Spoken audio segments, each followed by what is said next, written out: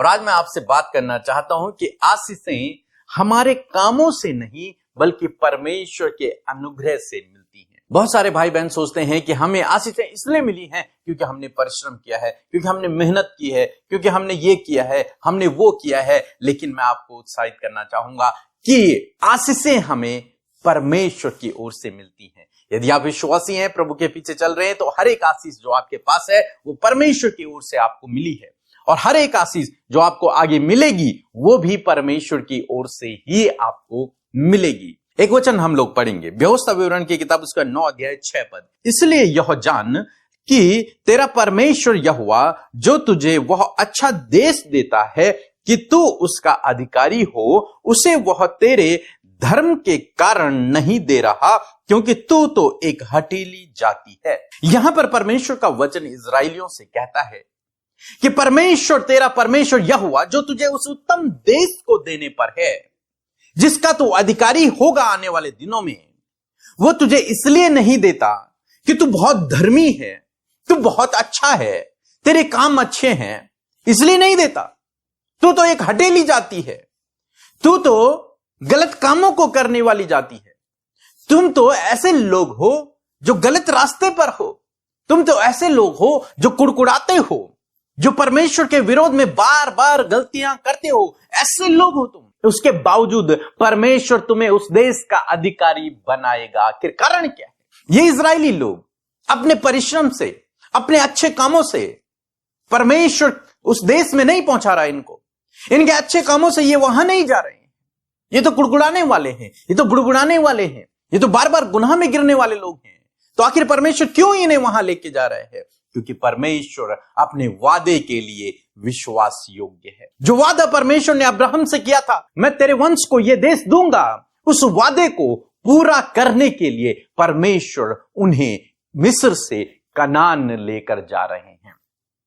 हालांकि ये कैसे लोग हैं? ये हठीले लोग हैं।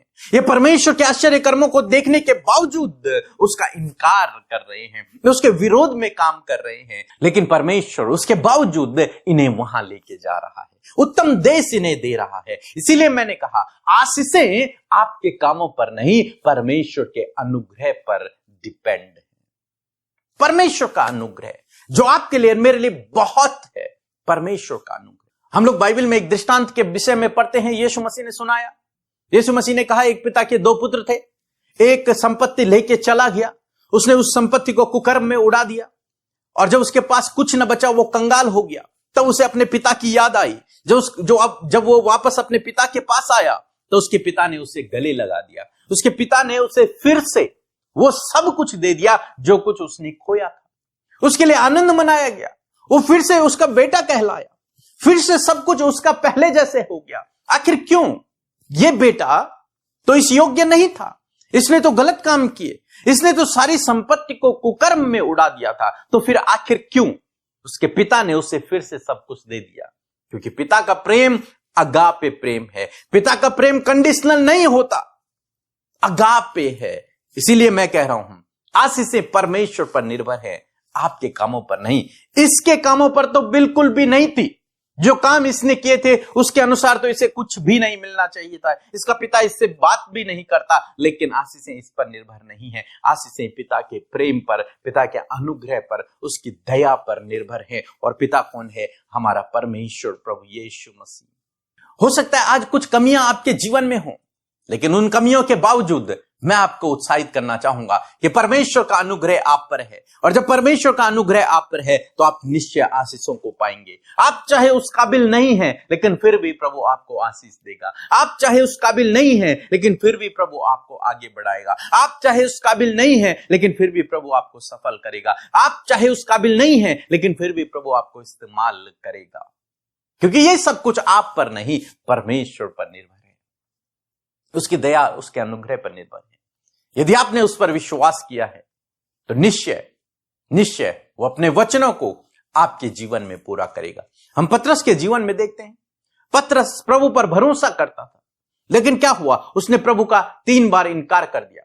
इनकार करने के बाद वो अपने काम पर वापस चला गया, मछलियों को पकड़ने चला गया। यीशु मसीह की मृत्यु हो गई। यीशु मसीह फिर तीसरे दिन मुर्दों में से जी उठे, और जब यीशु मसीह जी उठे तो सबसे पहले उसी के पास गए। क्योंकि उसका प्रेम, उसका अनुग्रह अगापे है, वो कभी समाप्त नहीं होता। और वो फिर से पतरस के पास गए, हे पतरस, क्या तू मुझसे प्रेम करता है? उसने कहा, हाँ प्रभु, मैं तुझसे प्रेम करता हूं। तब परमेश्वर ने कहा, जा मेरी भेड़ों को चरा। सबसे बड़ी जिम्मेदारी उसके कंधों पर आ गई यीशु मसीह के बाद। क्यों?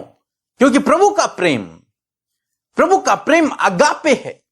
यह हमारे कर्मों पर आधारित नहीं है, यह उसका प्रेम है, यह अगापे प्रेम है।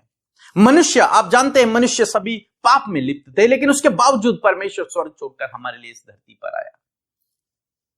और यहां पर भी यही कह रहे कि ये इजरायली लोग तो हठीले थे, कुड़कुड़ाने वाले, बार बार गुनाह करने वाले, परमेश्वर के विरोध में काम करने वाले लोग हैं, लेकिन उसके बावजूद परमेश्वर इन्हें कनान देश लेकर के जा रहा है, उस आशीषों के देश में लेकर के जा रहा है, उसका अधिकारी इन्हें बना रहा है। क्यों? क्योंकि परमेश्वर इनसे प्रेम करता है, क्योंकि परमेश्वर ने इनसे वादा किया, इनके पूर्वजों से, कि मैं तुम्हें आशीष दूंगा, इस देश को मैं तुम्हें दूंगा।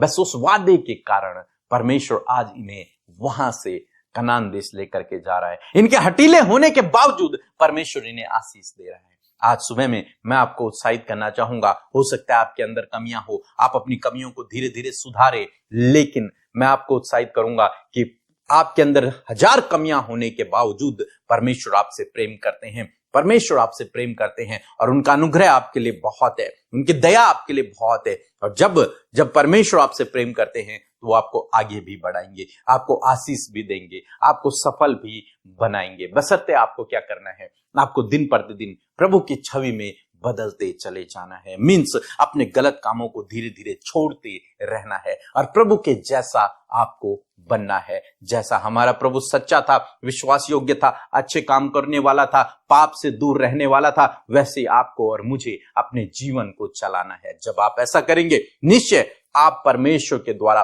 बहुतायत की आशीषों को प्राप्त करेंगे। सो प्रभु आपको इस वचन के द्वारा बहुतायत से आशीष दे। आमीन।